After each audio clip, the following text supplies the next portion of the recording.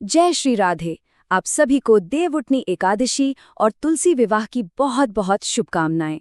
ये बहुत ही पवित्र और बड़ा मौका होता है, लेकिन हाँ, इसे लेकर कई सवाल भी मन में रहते हैं। तो आज चलिए इस पूरी पूजा विधि से जुड़े कुछ सबसे आम सवालों के जवाब जानते हैं।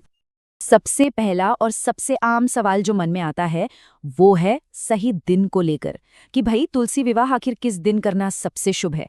क्या इसकी कोई एक ही फिक्स्ड तारीख है या फिर हमारे पास कुछ और ऑप्शन भी हैं?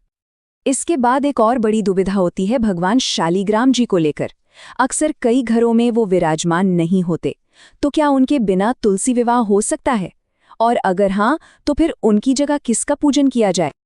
और आखिर में एक सवाल ये भी कि इस पूजा को कर कौन सकता है? क्या ये सौभाग्य सिर्फ सुहागिन महिलाओं को ही मिलता है या कोई और भी इस पवित्र अनुष्ठान का हिस्सा बन सकता है? चलिए आज इन सभी सवालों के जवाब एक एक करके समझते हैं। तो चलिए शुरू करते हैं सबसे बड़े कन्फ्यूजन से कि विवाह की सही तारीख आखिर है क्या। तो देखिए, शास्त्रों के हिसाब से देवउठनी एकादशी का दिन तुलसी विवाह के लिए सबसे ज्यादा अच्छा माना गया है। लेकिन हम सब जानते हैं कभी कभी व्यस्तता या कोई और कारण हो सकता है, तो इसीलिए अगर एकादशी पर यह संभव ना हो पाए तो द्वादशी तिथि भी उतनी ही शुभ मानी जाती है। और इतना ही नहीं, अगर इन दोनों दिनों में भी बात ना बने तो कार्तिक पूर्णिमा तक ये विवाह संपन्न किया जा सकता है। तो मतलब इस बारे में बिल्कुल भी चिंता करने की जरूरत नहीं है। शास्त्र हमें एकादशी से लेकर पूर्णिमा तक का समय देते हैं ताकि हर कोई अपनी सहूलियत के हिसाब से इस पवित्र अनुष्ठान को पूरा कर सके। अच्छा, जब तारीख की बात साफ हो गई तो चलिए अब बात करते हैं कि इस विवाह में कौन कौन शामिल हो सकता है, यानी कि कौन से देव और कौन से भक्त। तो देखिए, अगर घर में शालीग्राम जी नहीं हैं तो कोई बात नहीं, आप भगवान विष्णु के किसी भी स्वरूप के साथ तुलसी जी का विवाह करवा सकते हैं। इसमें भगवान श्री कृष्ण या फिर हमारे प्यारे लड्डू गोपाल जी की मूर्ति या उनका कोई चित्र भी चल सकता है।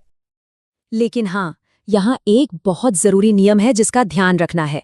भगवान विष्णु का जो भी स्वरूप आप ले रहे हैं, चाहे वो मूर्ति हो या तस्वीर, उसमें वो अकेले होने चाहिए। उनके साथ ना तो माँ लक्ष्मी हो और ना ही राधा रानी। ऐसा इसलिए क्योंकि ये विवाह तुलसी जी का भगवान विष्णु से हो रहा है, तो विधान के अनुसार उनका अकेला स्वरूप ही पूजा में रखा जाता है। यहाँ पर एक और बहुत बड़ा सवाल मन में आता है। हम सब यही जानते हैं कि एकादशी के दिन तुलसी जी को ना तो छूते हैं और ना ही जल चढ़ाते हैं, तो फिर उसी दिन विवाह कैसे हो सकता है? इस बात को समझना बहुत जरूरी है। देखिए, शास्त्रों में विशेष मौकों के लिए नियमों में छूट दी गई है, क्योंकि देवउठनी एकादशी पर तुलसी विवाह का एक खास पर्व है, तो इस दिन के लिए वो सामान्य नियम लागू नहीं होता। आप इस दिन पूजा के लिए तुलसी जी को जल भी दे सकते हैं, उन्हें छू भी सकते हैं और भोग भी लगा सकते हैं। ये पूरी तरह से शास्त्र सम्मत है। अब बात करते हैं कि ये विवाह कौन कौन कर सकता है। तो ये अनुष्ठान असल में सभी के लिए है। अगर कुंवारी कन्याएं इसे करती हैं तो उन्हें एक अच्छे जीवन साथी का वरदान मिलता है।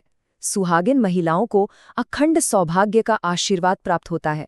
और जिन स्त्रियों के पति अब इस दुनिया में नहीं है, उन्हें भी भगवान विष्णु की कृपा से मोक्ष मिलता है। तो मन में कोई भी शंका रखने की जरूरत नहीं है। चलिए अब कुछ प्रैक्टिकल बातों पर आते हैं, जैसे कि विवाह के दौरान क्या क्या सामग्री चढ़ानी चाहिए और भोग में क्या बनाना चाहिए। विवाह के समय माँ तुलसी को सुहाग की सामग्री, जिसे हम श्रृंगार भी कहते हैं, जरूर अर्पित करनी चाहिए। इसमें मुख्य तौर पर बिंदिया, चूड़ियाँ, सिंदूर, वस्त्र और फूल शामिल होते हैं। और पूजा पूरी होने के बाद ये पवित्र सामग्री प्रसाद के रूप में किसी सुहागिन स्त्री को दान कर देना बहुत अच्छा माना जाता है। भोग को लेकर एक बात का खास ध्यान रखें। अगर विवाह एकादशी के दिन हो रहा है तो सिर्फ फलाहारी चीजों का ही भोग लगाएं, जैसे कुट्टू की पूरी, सेंधा नमक वाली सब्जी या मखाने की खीर। और अगर द्वादशी के दिन विवाह कर रहे हैं तो फिर आप शुद्ध सात्विक भोजन का भोग लगा सकते हैं, जिसमें बस प्याज और लहसुन नहीं होना चाहिए। और अब आखिर में इस साल की सही तिथि और शुभ मुहूर्त की जानकारी पर बात कर लेते हैं, ताकि कोई भी कंफ्यूजन ना रहे। हर साल पंचांग के हिसाब से कार्तिक महीने के शुक्ल पक्ष की एकादशी तिथि तय होती है। क्योंकि तिथि सूर्योदय के साथ बदलती है, तो सबसे अच्छा यही है कि हमेशा अपने स्थानीय पंचांग में उस साल की देव उठनी एकादशी की सही तारीख और समय देख लिया जाए। आमतौर पर जिस दिन सूर्योदय के समय एकादशी तिथि होती है, उसी दिन ये पर्व मनाया जाता है। हमारी यही प्रार्थना है कि माँ तुलसी और भगवान शालिग्राम की कृपा से जीवन की हर मनोकामना पूर्ण हो। इसी मंगल कामना के साथ जय श्री राधे, जय श्री हरि।